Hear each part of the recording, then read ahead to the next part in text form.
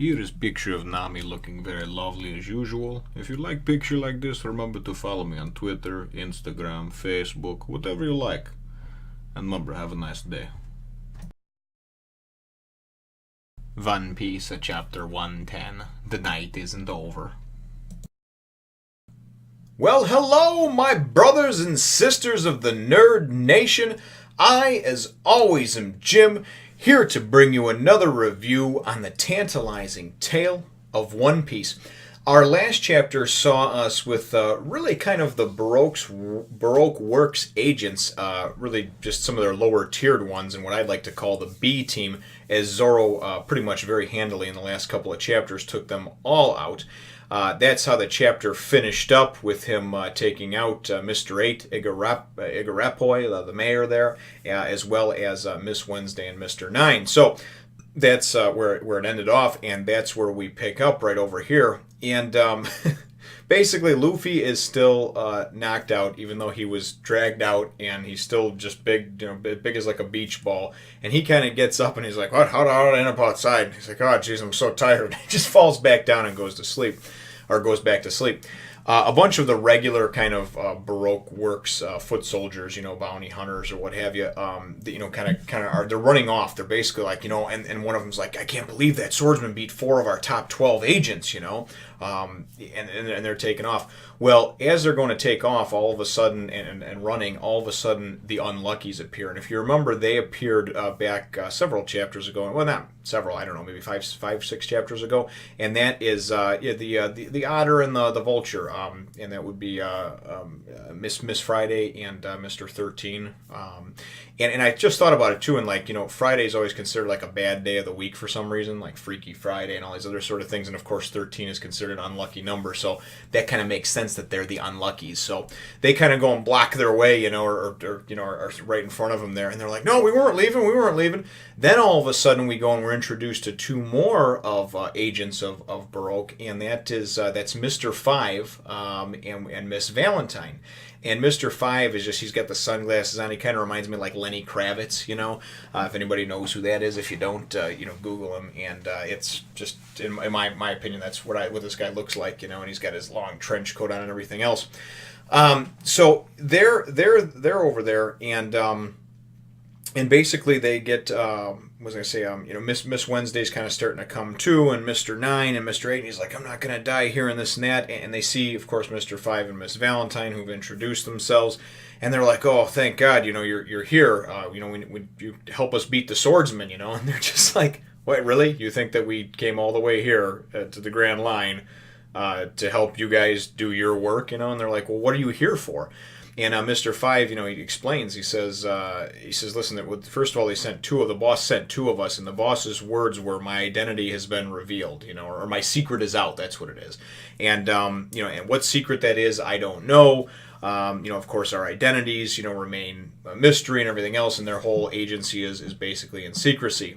So he goes and he, does this whole spiel about what he's got going and everything else. In the meantime, during all this chaos, we've seen Zoro kind of going, like, disposing of some of the bodies that were just kind of tossing some of them over to the side of all these unconscious, people from all the foes he's defeated.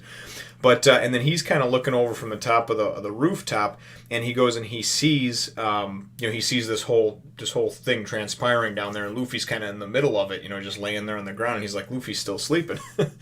So Mr. 5 goes and they explain, they say, "We've found out that basically our investigation has uncovered that there's a traitor from a faraway kingdom in our midst, like somebody undercover, that's permeated our ranks, right?" And then you go and you see, and then it's funny because Mr. 9 goes and he's like, and they said something about, from a royal family in a kingdom far away. And Mr. 9, because he wears that stupid Burger King crown, he goes and he's like, "I may wear a crown, but I'm not royalty." And they're like, "We're not talking about you." So then all of a sudden, Igarapoi, he goes and he's like, "Oh man, my cover's been blown. They found me out and this and that." And you see him talking to himself. And basically, what winds up happening is Igaram goes and kind of just goes nuts, and he's just like, "You'll never take her," and blah blah blah, and he starts going and shooting his stuff his guns or whatever. He doesn't wind up hitting anybody, and Mr. Five explains. They wind up explaining basically in the next thing that it's it's actually Miss Wednesday, that Igarapoi is his name is Igaram, and he's like the guard of he's like one of the royal guards or whatever, and Miss Wednesday is actually Nefertari Vivi or Vivi. And I'm not sure about the pronunciation on that one, but she is a princess from the faraway kingdom, the kingdom to the far east, Alabasta. So we find this all out in this kind of exchange that goes on over here, because it's kind of like, oh geez, we're found out or whatever. And then it winds up being that Miss Valentine goes and tries to kind of get around behind. She's got this umbrella, and then she kind of goes and floats down and does like a Mary Poppins and goes to nail Nefertari Vivi, or Miss Wednesday. Mr. Nine's kind of like, what the hell's going on? He has no idea what's going on because he hears her go, Igaram, calm down, it's okay. So she calls Carue, her giant duck that doesn't really listen to her too well, and Mr. Nine goes and he's basically like, hey, listen, I'll cover you, I'm your partner. And she's like, what?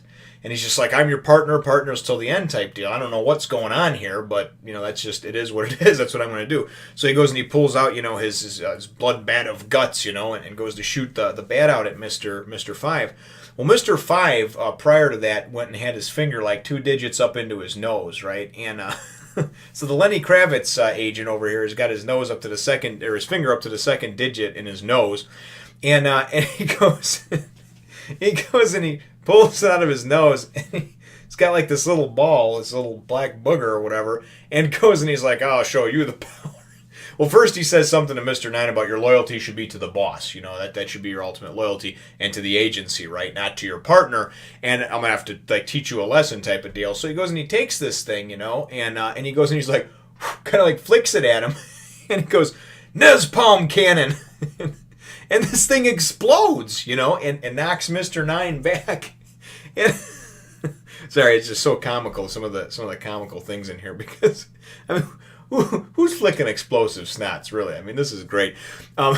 So Zoro goes and he's just like, "Wow, those are some high-powered boogers, or those some explosive boogers, something like that, or some mean boogers, So anyway, Igarapoi has been knocked around again, and he's down his last legs. I mean, Zoro already beat the crap out of him in the last episode, and he's just not very strong to begin with, even with his little puffy wig machine guns that have come out and everything. He just doesn't do very well. But so then he goes and he starts begging Zoro. The chapter starts winding down now, and he goes and he starts begging Zoro, to he says, help me, you need to help me protect the princess, please, and get her back to her kingdom. I'll pay you. And this and that. And Zoro's like, leave me alone, don't touch me. I don't want to have anything to do with you. You're just trying to kill me 5 minutes ago. And he's, no, please, this and that. And then all of a sudden you go and you see a word bubble from somebody else. They're like, how much are we talking here? And you're thinking, oh, geez, who's that, right? So then it goes and it flashes, and the end of the chapter is Nami sitting there with her legs crossed, and she's like, yeah, we'll do it.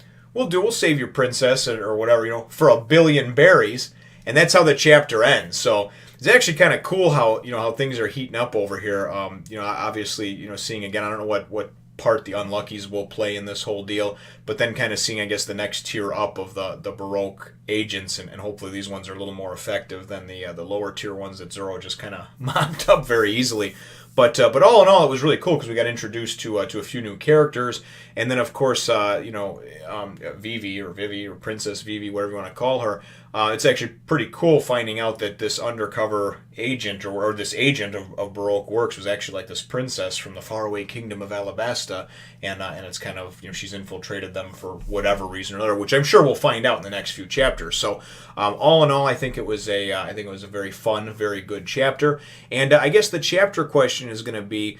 Certainly we know that Oda developed some really neat, unique, funny characters. Some of them have been really goofy. Invincible Pearl is one that comes to mind back in the Baratier arc. And there's a few others as well.